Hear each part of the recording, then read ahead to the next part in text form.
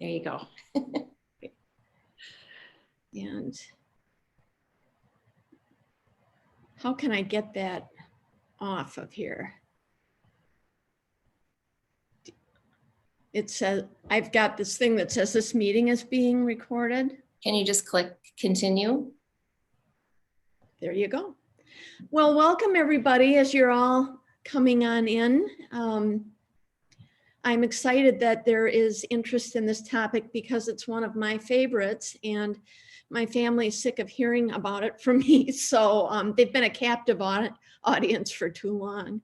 But research in brain science and what it's telling us about how we can connect with kids, how we can help kids is very exciting to me. And my hope is that you will start recognizing some of the things that you're already doing and be glad that you are, and just find some different language to talk about why it works.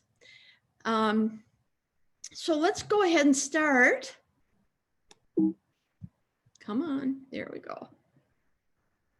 So I thought we would start with an exercise I do. It's kind of a check-in exercise, checking in with yourself. And I think if we do this, it will make the rest of the presentation more meaningful. So what I'd like to ask you to do is get as comfortable as you possibly can in the chair that you're sitting in, or the bed that you're laying in, wherever you are. And close your eyes if you feel comfortable. And take a deep breath. And I'd like you to bring your attention to your body, your physical body, and notice any sensations you may be having.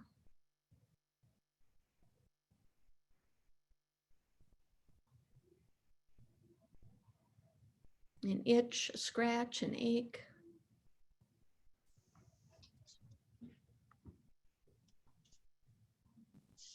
Next, I'd like you to bring your attention to an emotion. What are you feeling right now in this moment?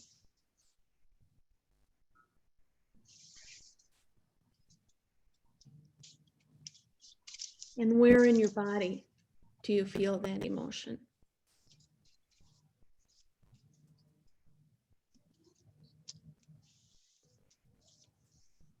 And then lastly, if you would bring your attention to what you're thinking about right now.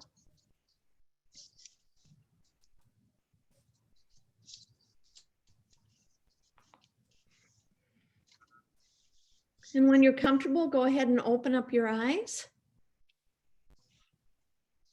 So we call this the Triune brain scan because what we're doing is checking in from 3 functions that we have: physical, emotional, cognitive, or thinking.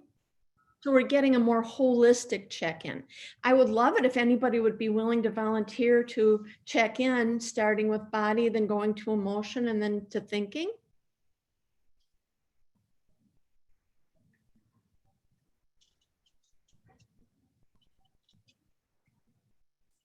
Not enough warm up, I guess. I can All do right. that. This is Melissa? Yeah, Thank you, Melissa. sure. First I went to body and kind of felt pain, but then I relaxed a little more. And then the emotion I felt in my heart. And I was thinking of my son. Think about your son. Yes, Very good. Thank you. sure. Thank you. Were you aware of the fact that you were feeling some pain before you did the exercise? I wasn't really thinking about it at the time, no. Uh-huh. Okay. Well, thank you.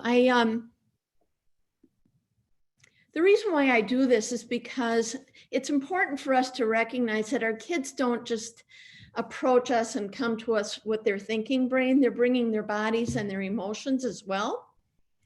And so I thought I would very quickly go through some of the parts of the brain that really come into play when we talk about relationships, excuse me, and attachment and learning. So let's start with, whoops, the amygdala here. The amygdala is the small almond-shaped gland on our lower brainstem. And it's the part of the brain that has kept us safe and surviving for years. It's a part of our brain that picks up danger, that's hypervigilant at times. The leader of the class. Okay, we good? All right, and the amygdala, we often call it's the lizard brain, and it's a part of our brain that helps us get into that fight, flight, or freeze response. And when we take in sensory information, the first part of the brain that experiences is the amygdala, okay? And so we walk into a room and the first thing we experience are things like temperature, lighting, spatial formations of chairs and couches. And if whatever we're experiencing causes stress, what happens is that our amygdala starts to secrete stress hormones, with cortisol being one of the major ones. And the more stressed you are, the more cortisol bathes the brain. And when that happens, the limbic brain, which is the right brain or the emotional center, picks up those hormones and gets activated and starts feeling.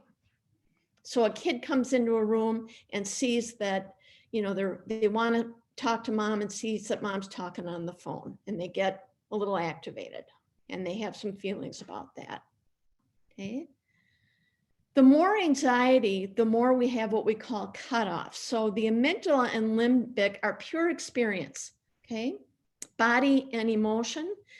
And the prefrontal cortex is our good, wonderful thinking, logical, rational, problem-solving brain, okay?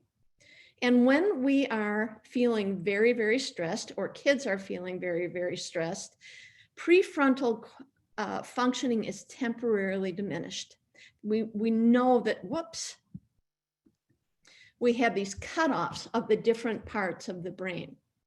And then lastly, the hippocampus is the part of the brain that we refer to as the human filing system. This is where we can file previous experiences so that when we bump into them again, we can pull them out of the filing cabinet and say, what did I do last time? And we're cut off from that as well when we're too activated into our stress. I really believe that one of the reasons why adolescent suicide rate is so high is because oftentimes adolescents are experiencing heartbreak and pain and difficulty for the first time, and they don't have a memory yet in that hippocampus that tells them that tough times do end. So all of these parts of the brain come into play when we're interacting with our kids.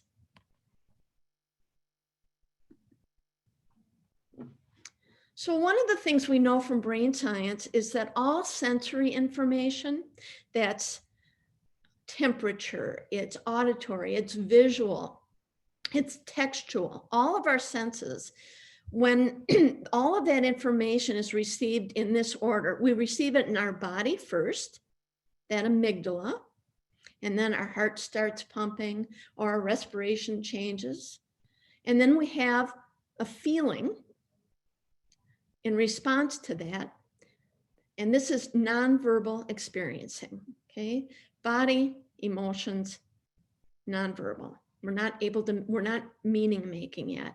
And then finally, we take in information from our good thinking brain. The problem is we often start in the opposite order. So we start interacting with a kid who's upset, assuming that their thinking brain is in their full capacity. And so we start talking to a kid who's upset or even really joyful, and we sound like wah, wah, wah, wah. Okay, timing is everything. And then we attend to feelings, and sometimes we attend to body. And so what happens then, when you start talking to a kid, when they are in that lizard mode and that feeling mode, and you start assuming that they can respond back to either a demand, even saying hello, how are you, how was the day? It's a demand that you're putting on a kid. It can raise their anxiety even more, and then they can't take in the pearls of wisdom that we all have to offer them. So be thinking about how your kids approach you and what they're bringing to the relationship. How do we know this? Well, technology has, and advancements in technology have given us an amazing amount of great information about the brain and how it functions and how it learns. I would have to say that we're really in our infancy in regard to this, and that a lot of what we're discovering hasn't really met the criteria of complete application yet. But there's enough that we're learning that's exciting and that we can already start thinking about using.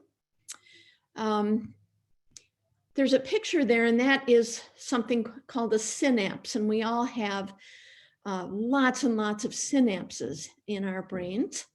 And synapses communicate with what we call our dendrites. It's how brains make connections to all of the different parts.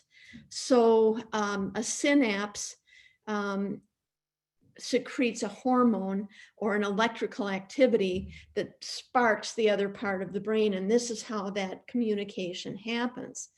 What really excites me is we used to look at just synaptic transmission of an individual kid. What was going on in that individual brain? Now we have data that is allowing us to look at what happens in our brains when we are interacting with kids. What part gets lit up first? Okay. How does the response of the parent impact the anxiety or the dysregulation in the brain? It's fascinating. And so what we're learning is that our brains are more connected than we have ever known before. And my guess is that you all know this on some level, and that you have been using your brain to help your kids develop, but now we've got science and we've got some teeth behind it. So synaptic transmission. PET scans also can track heat activity in the brain. It's fascinating. All right. So I thought I would start with something called the arousal curve. Maybe some of you have heard of this before. Let me start with baseline. You know your kids have a baseline. All kids have a baseline. We have a baseline of the amount of arousal we feel at any given time. So for example, you might have one kid whose baseline of arousal is pretty calm when they wake up in the morning, and another kid who's not there yet, whose arousal is much higher. And so when you put a demand on that kid, get your backpack, get your homework organized, get your lunch, come on, we got to get moving. That kid is going to experience that demand with a whole lot more arousal than the kid who woke up calm. And why this is important is what can happen in families when this isn't understood is that kid who gets anxious more quickly and reacts more quickly becomes the problem. Okay. And so if we don't understand that, we lose empathy for what's going on with that kid in that moment. A really upset kid is going to feel like eye contact and a greeting is too much for them at times. Okay, so we need to know that. And how we know it is we pay attention. We connect, we attune to what they're feeling, we attune to their nonverbal communication, right? What we want is we want there to be enough arousal that a kid lands in what we call the optimal zone of learning, where there's enough arousal to be ready and motivated to learn, but not so much that we fly off the curve into what we call dysregulation, where our connection to our prefrontal cortex and our ability to think and reason is gone. Okay. Sometimes what happens with kids when they're in that place is that we keep talking. And what happens is when they finally calm down and return to their baseline, no new learning has happened. Okay.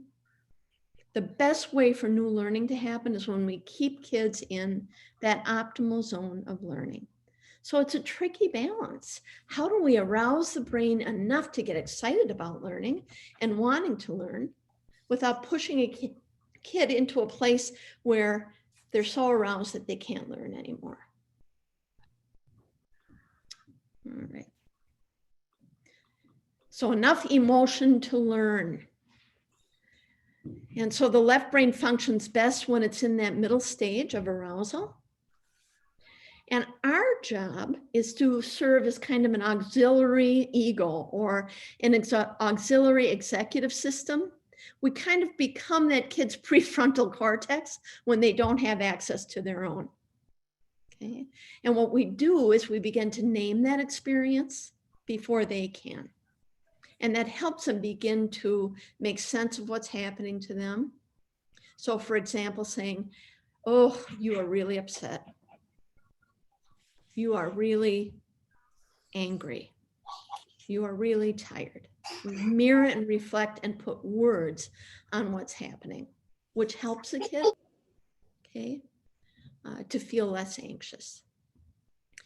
It helps kind of piece their narrative together again. They can kind of integrate now, this is how I'm feeling and this is what is happening to me. And when we teach kids from that optimal zone of learning, it anchors learning in for the long haul. Okay? That's important to remember. You have to bring emotion into learning in order to anchor it in for the long haul. Okay? Learning is about more than just thinking. All right. So what's brain science telling us about kids and parenting? One of the things that we've talked about a lot and that we know is that there is what we call a sensitive period of development. And that's usually kids, infants through 3 years old, where the brain is developing at a very, very rapid pace, where they are using attachment relationships to internalize trust, the ability to begin to manage their own body and their own emotions. And it's a very critical period where we have to be very intentional about tuning into kids, helping label for an infant what they can't label. For example, you might have an infant that's crying and you hear that cry and you pick that baby up, and if you're tuned, you'll know whether it's the wet diaper or the hungry or the tired or the I'm just needing to cry. And what do? We say, oh, you're so tired. Oh, you're so sad. We begin to mirror and reflect back to that child when they're in that experience, and they begin to internalize that. And it's the way that we begin to help them make meaning of what's happening to themselves and use talk to do so. The good news is that we've learned that the brain can develop throughout the lifespan. There are some regions of the human brain that can grow new neurons, okay? So it's not a done deal if it hasn't happened in that sensitive period, okay? We just have to be more intentional, more patient, and more consistent. So you can teach old dogs new tricks, which is good news for me. And it really is hopeful to think that something could be missed in a sensitive period. And if we hang in there and we keep trying, we can do some developmental repair. Okay. And the reason why this can happen is because of a phenomenon of the brain called neuroplasticity. Okay. And that's our ability to reorganize as a result of new experiences. So when a kid has a bad experience at school and they come home and they have a good experience with you, it can reorganize that experience in a way that is helpful to them, that helps them feel soothed and calmer. And when they are calm, you can help them make meaning of the event, that it wasn't about them. It was just that kid that was bullying them was having a bad day. So we can reshape a brain with ongoing experience.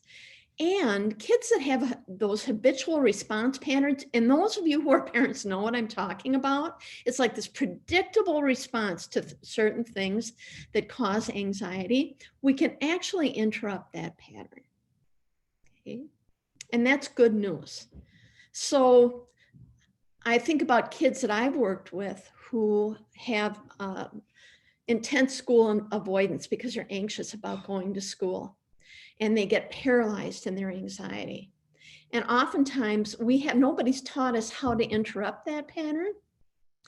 And so what we might do is tiptoe around that kid. And that gives a kid the sense that they're fragile and they can't handle what's going on. And so what we do as an auxiliary ego is we say, yes, you can be really anxious and take a few steps to get out in the car to go to school. It's that yes and that balances right and left brain thinking, the anxiety of the right brain and the thinking of the left. That's just one of many examples. So we can create new patterns. And then lastly, and this I think is the most important, relationship is absolutely required. How kids learn to manage their intensity, to label their feelings, to talk about their bodies is through relationship. They have to experience it from our parenting first before they can internalize it and it becomes a capacity that they have themselves. Okay, I hope that makes sense. So we have to be careful that we don't assume a kid has a capacity when they don't have it. So for example, when a baby is crying, sometimes I'll hear people say, they're just trying to drive us crazy. Well, yeah, it might be driving us crazy, but there's no intention there, folks. Okay. Relationship. So when adults and kids communicate, we're actually impacting each other's internal biological state, and we're influencing the long-term construction of each other's brains. I think that's really exciting. So not only are we impacting a kid's brain, but in that interaction, we are being impacted as well. And I'm going to talk about that a little bit later. This gets into some of the brain stuff. I'm thinking about, well, let me start with this first. What happens is that we have communication happening between a parent and a child, okay? And when that happens, those synapses in the brain are activated, not just in the kids, but in our own as well. The next thing that happens is that the internal biochemistry of the brain cells begin to change. They're affected, they're influenced. When that happens, all kinds of brain activity, both chemical and electrical, begins to happen, and it activates what we call messenger ribonucleic acid, RNA, which is one of the building blocks of matter. And then that translates into protein in the new brain structure, and protein synthesis that changes cellular structure. And I love this quote, "This is how love becomes matter." And one of the things that I know is that parents love their kids and they want to be good parents. And love is essential. And we're learning that from brain science, that when we love our kids, we're helping them develop brain matter. I think that's pretty exciting.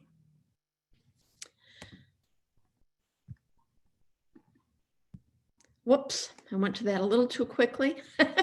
Here's what I'd like for you to do right now. I am going to go back to that slide. And when I do, I want you to pay attention to how you feel, how your body responds to this picture.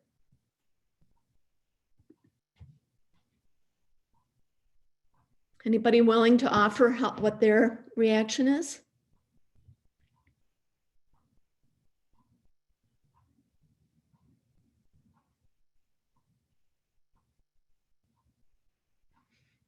I know for myself, there are times where I would react to this baby with, oh, they're so upset. And I would want to go and help calm them. There are other times where the sound of that cry is going to trigger me and I'm going to feel like, oh, okay. And that's normal and that's human. Okay.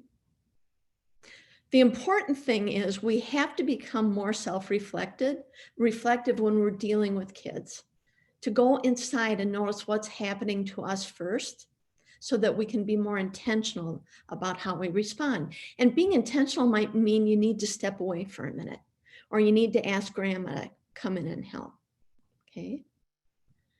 Because when we do interact with a kid without calming our own frustration, it just adds to their own. And we know that from brain science.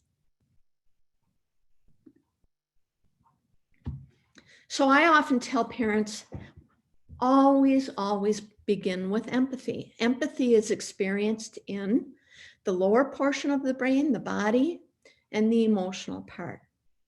Words do not communicate empathy to kids. They need to feel it.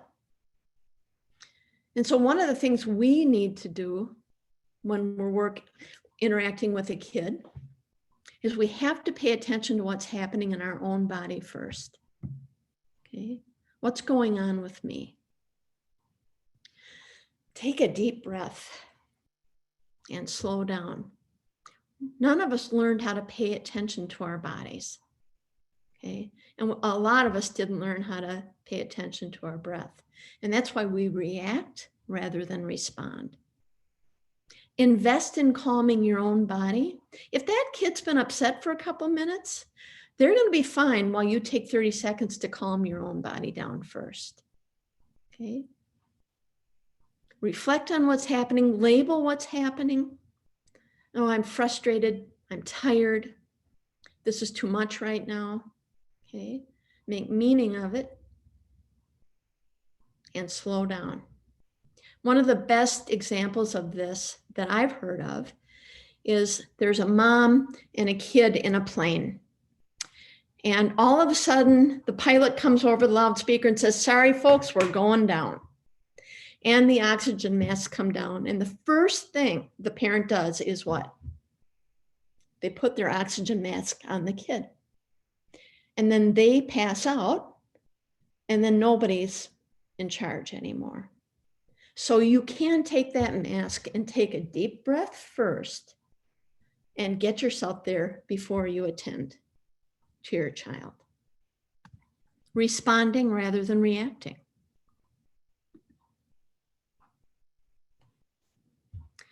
So this is something we call, empathy is a big part of what we call parent-child co-regulation. And what you see there are two brains interacting. Okay, and let's imagine one is a mom and one is a kid.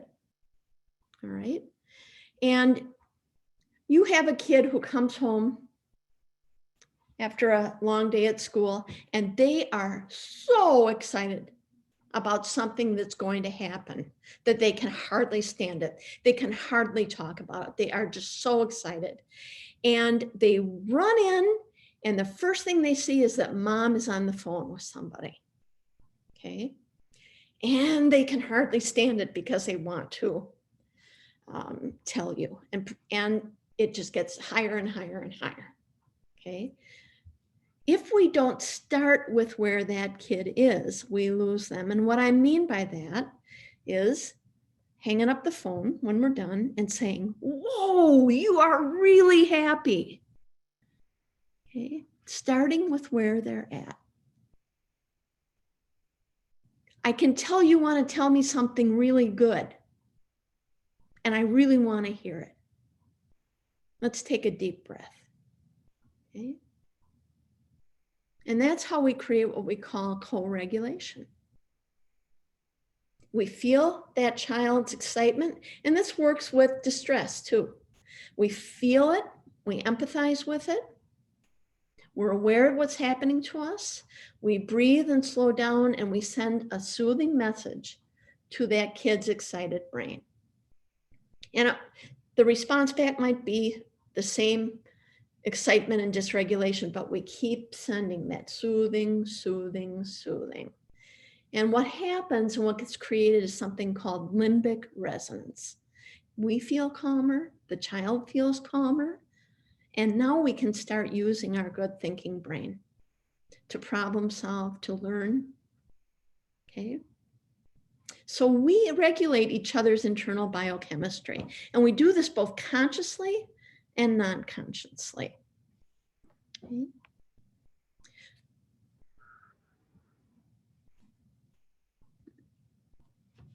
So there it is, limbic resonance. Okay? It's when a parent's right brain, their feeling and their physical brain, their right hemisphere, is connecting to the child's. And how does that happen? It happens through being very intentional, through eye contact, facial expressions, soothing sounds, vocalizations, okay? That's how it begins. And it can happen sometimes without words. One example I can think of is my nephew when he was 3 years old, Matthew. I was at one of his big birthday parties, and he, of course, it was way too much stimulation, lots of sugar, and he was just, vibrating by the time the party was over. And he came up to me and he said, "Aunt Judy, can I go to your house tonight?" And I got down to his level and I said, "Oh, honey, tonight's not a good night." And you know what he did? He went, which is not something his parents taught him. And I looked over his shoulder and I could see my sister just like, "Oh my God." And I just looked him in the eye and I said, "That's a big mad." And he went, "That's a big mad." He wasn't being a bad kid. I wasn't going to go into a lesson about don't you dare shake your fist at me. Okay, I needed to meet him there first and help him calm down by just acknowledging it. He couldn't even say he was mad, but he could show me, and it helped. And that's attunement. That's limbic resonance. Okay? And as I said, sometimes that can happen without words. So I have a video that I want to show you that is a great example of limbic resonance, of attuning to a child without the child even having to use words to communicate what's happening. And this is also a great example of picking up communication, both how the body communicates, how the voice communicates. I love this video. So fingers crossed, let's hope. You need to work on that, right? Yes, okay. Did you understand it though? No. No. Okay. All right. Oh, not this one. This is Instagram now. Yeah, that's the last one. That's what I was wondering. I don't know what they're gonna do next season because they did some stuff this time. Exactly what I was thinking. Oh yeah. Right. Don't bring that in. You know what I'm saying? Don't do the same stuff. You know what I'm saying? Yeah, I think that. Yeah. Like go somewhere else with that, but don't bring it here. You know what I'm saying? Yeah.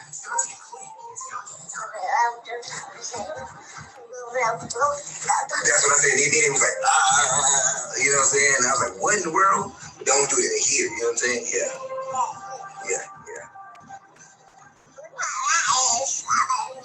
Really? I thought the same thing.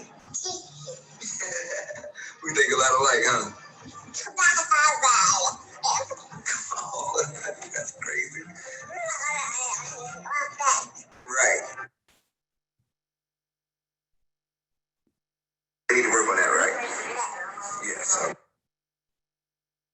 So this would be a time that I would love to hear from some of you about what you noticed happening in that interaction and how it fits with some of what we've been talking about.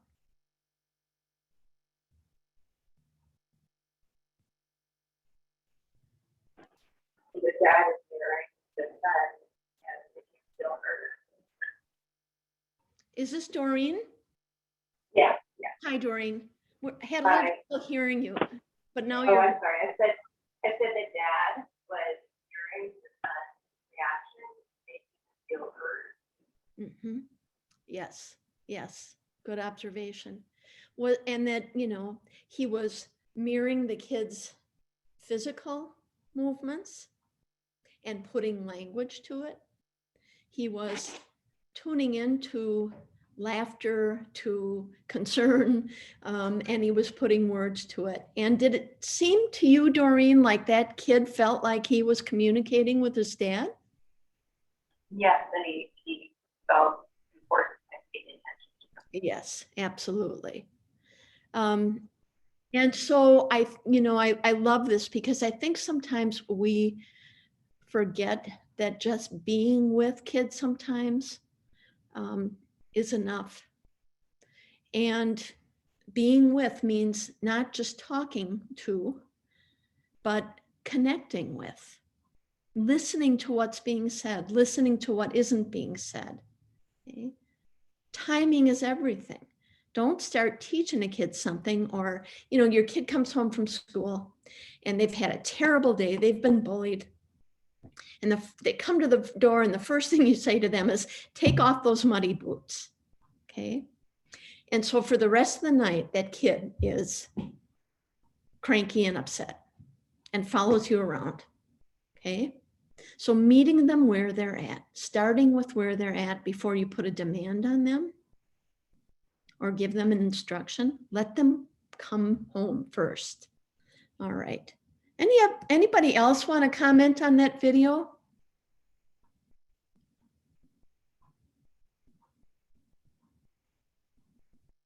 All right.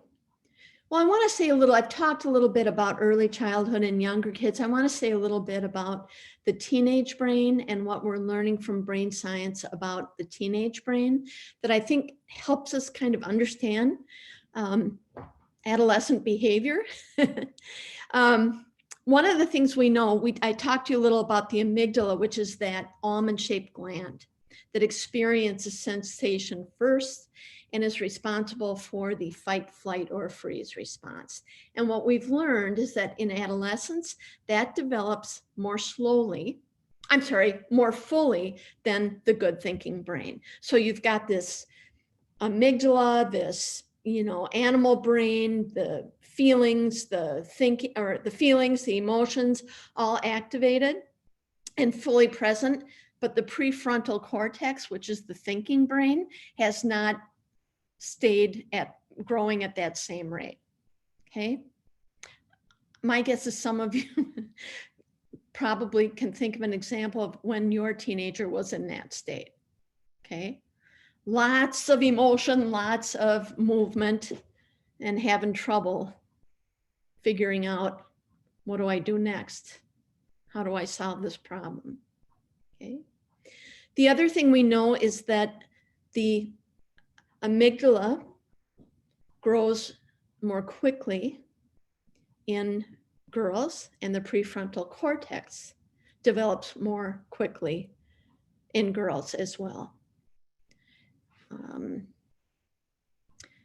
And so I think part of what this explains is that, and I hope some of you that can relate to this, you might be interacting with your kid who most of the time seems like a pretty mature teenage kid, pretty sensible, okay? But in moments of extreme stress, what we know happens, okay, is that their ability to think and reason and problem solve temporarily goes offline. And that is not the time to be talking and giving instructions. Okay. I remember when I was a teenager, one time in the kitchen talking to my mom, and I was frustrated about something. She said in exasperation, honestly, Judy, sometimes you act like such an adult and a mature person, and then the next minute you act like a 3-year-old. Well, that's what this was, okay? That's exactly what's happening with the teenage brain, okay? And knowing that helps us bring empathy to our interaction. The more we understand, the more empathic and the less reactive we're going to be. Okay. A lot of teenagers that I know don't like this, but I talk about it anyhow. We know from brain science that multitasking is a myth. Physically, a kid can walk and chew gum at the same time, but our brains don't allow us to think in 2 processes at the same time. So when your kid says, I can be on the phone and do my homework at the same time, we know that that's not really true. Okay. So what happens, technology, how it's impacted kids is it's allowing them to task switch all the time. And that can incur a price, as you know. So what we know is that when Johnny's girlfriend calls, when he's in the middle of finishing his math and they talk for 20 minutes, when he goes back, he's got to start all over again. He's lost a lot of it. Okay. And so the other thing that happens is that those repeated interruptions just make it harder for that kid to get it done sooner. They have to stay with it longer, and they finish with more inaccuracies. Okay. So multitasking, we joke about that and say that we can do that. But when it comes to cognition and thinking, we know that is not true. Anybody want to disagree with that? I don't want to burst anybody's bubble. All right. Want to also talk a little bit about what we call teenage angst. You often hear kids, adolescents and middle school kids talk about all the drama. Okay. Well, drama is also a very normal part of adolescence. And one of the things we've learned from brain science is that the adolescent brain seeks novelty, seeks new experiences, seeks excitement. Okay. And so that's why at that age, kids are taking risks. Okay. Reacting rather than responding. Okay. Not thinking before they react, because that teenage brain wants novelty. Okay.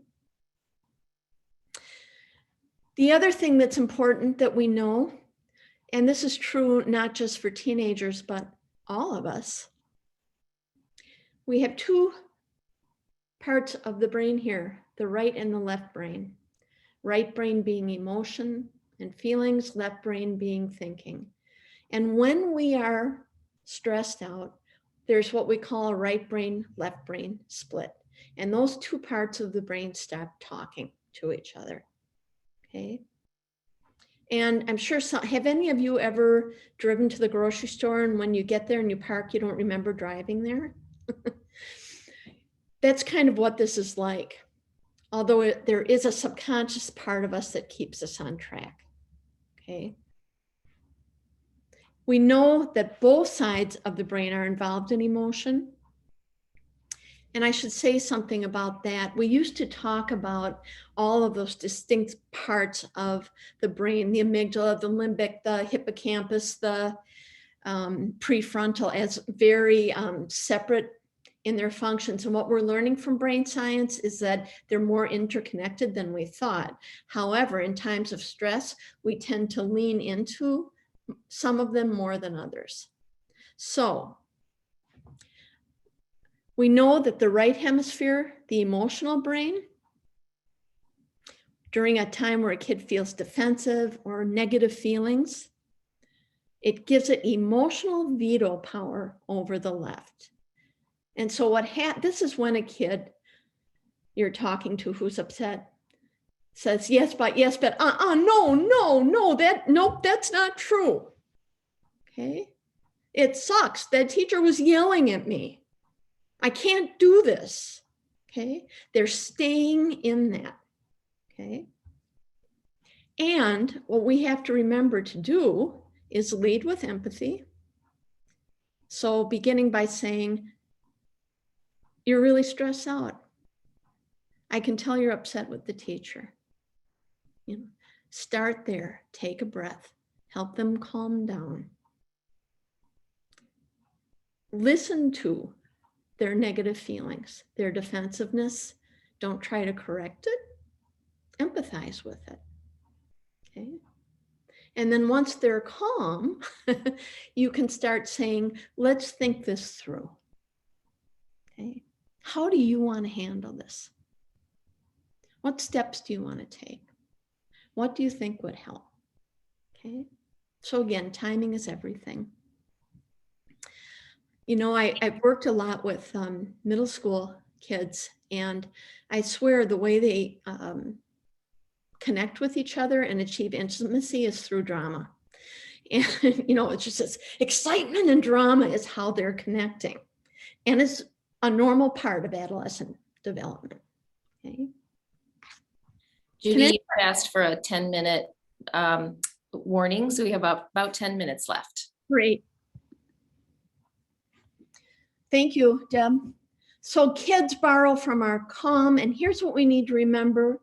We need to just repeat the way we respond to our kids. We need to do it as soon as we can so that we can help move them from upset and disconnection to reconnection and attunement with us. Okay?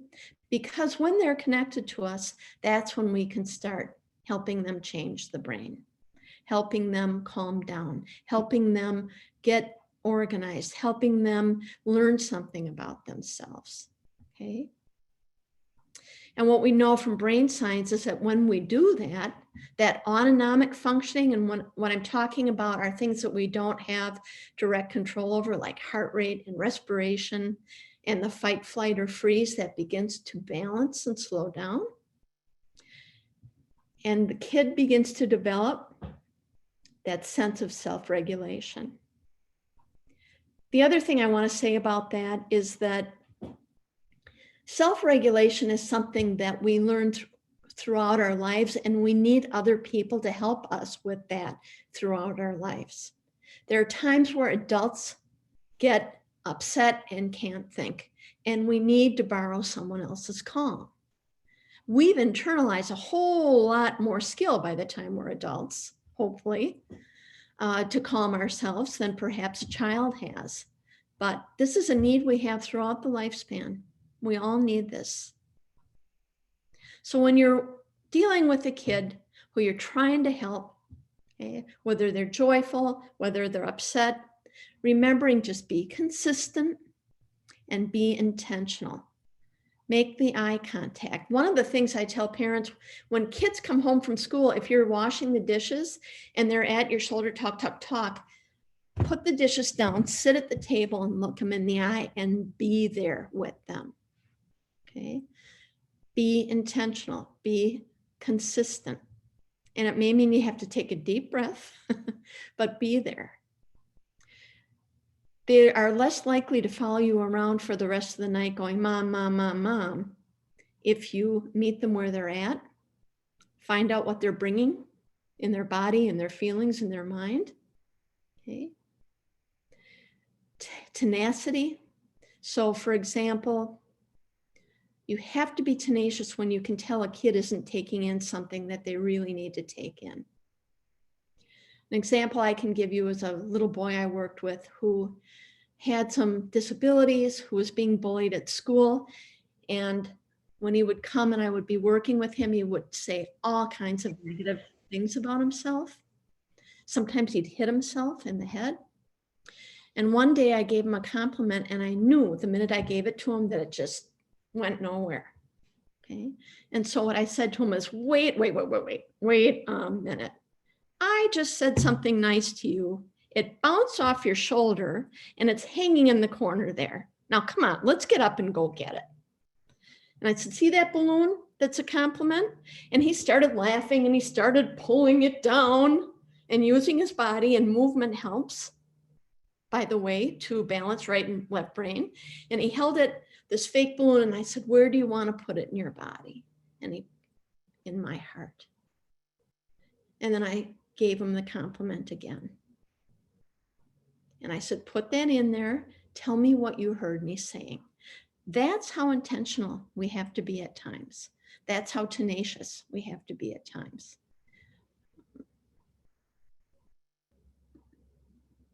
So what do kids need? What are we learning from brain science? They need mirroring and reflecting. They need attunement to both their verbal communication and nonverbal.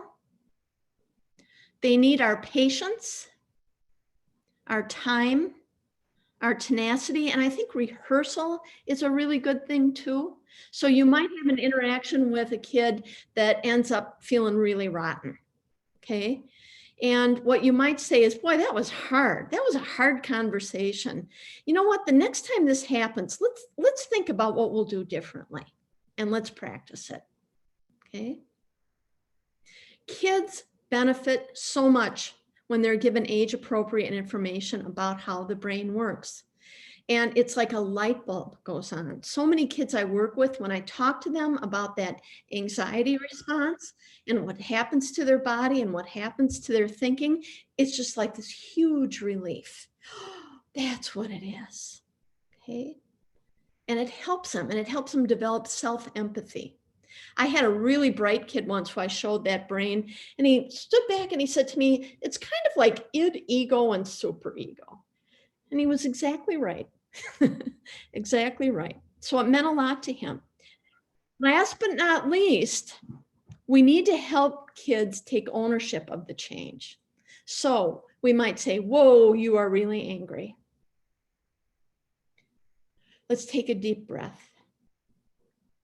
Let's see if we can calm down a little. I'm ready to listen. Are you ready to talk? And then that kid begins to talk. And what you want to say is, I want to tell you what I just saw. I saw you come in really, really upset. You were flailing around. You could hardly talk. You were having big feelings.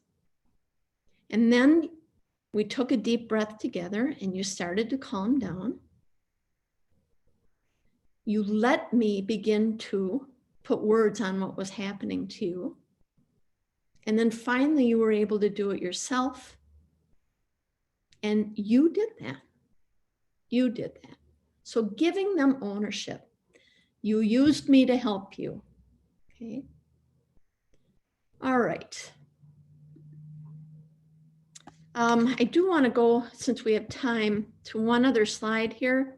For those of you who might be interested in learning more about attachment and brain science and learning and brain science, these are 4 authors that are absolutely terrific. Patricia Crittenden talks a lot about attachment and the developing social brain.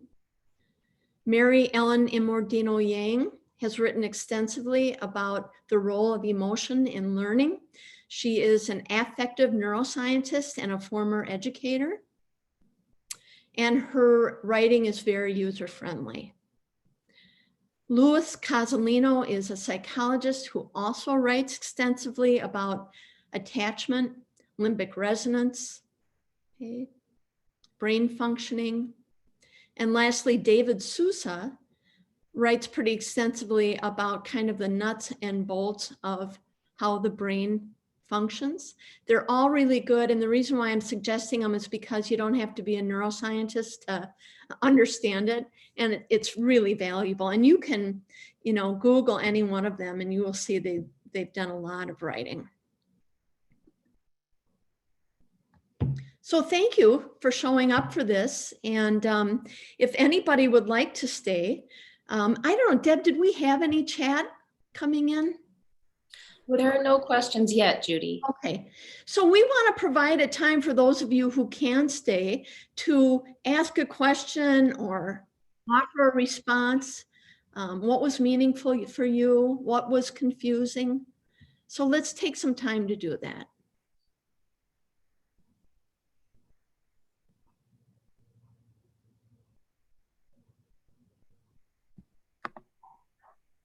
question. Hi, I'm Stephanie. Thank you, Judy. That was great. Hi, Stephanie. Hi, I have a 7-year-old daughter who is a fantastic and very spirited. Sometimes it gets to a point where she's so frustrated, she really starts a lot of back talk, and I have a hard time kind of breaking through that and getting her to kind of stop thinking that way and get a mind, just change her mind on how she's responding to me. Do you have any tips on that? I do. I think one of the things that kids do when they need space is they start getting nasty. Yeah. And so when that happens, you might want to say, oh boy, I think you need some room. I'm going to stop talking and I'll come back in a few minutes. Try that and see what happens. Okay. The other thing is not buying into the irritability and responding to that, but saying, whoa, you're upset. Okay. Because that helps them too, because they feel bad when they're irritable. Yeah. And when I can tell she does. Yes. And when you name it accurately and with empathy, it really helps them. I'm not a bad kid. I'm just irritable right now. Mm-hmm. Does that help? That does. Yes. Thank you. You're welcome. And sometimes it works and sometimes it doesn't. Keep trying. Yes, that's right. Great. Can you hear me? Who is this? This is Dimple. Can you hear me? Yes, we can. Yeah, no, it's wonderful session. Thank you very much for all valuable information. I just have one question. I have a 10-year-old and how to deal with this situation. The trend is sometime, not definitely always. If I tell him to do something, and even though I'm telling him to do something nicely, it is opposite. Let's see, if I tell him to focus on something and the next 3 sentences he speaks literally indicate that he's not focusing. So how to handle that, at the same time, definitely I agree. I don't want to get angry, but at the same time, my worry is I don't want it to go out of control. I don't want that to set in his brain, oh, I can do that behavior with mom. So I just need guidance how to handle when they purposefully do opposite things than what you say. Sure. Well, first of all, what you're describing is very normal, although frustrating at times. Okay. I think when kids resist following a direction, you got to get curious about, okay, what's going on here? Do they need a little more time to get focused?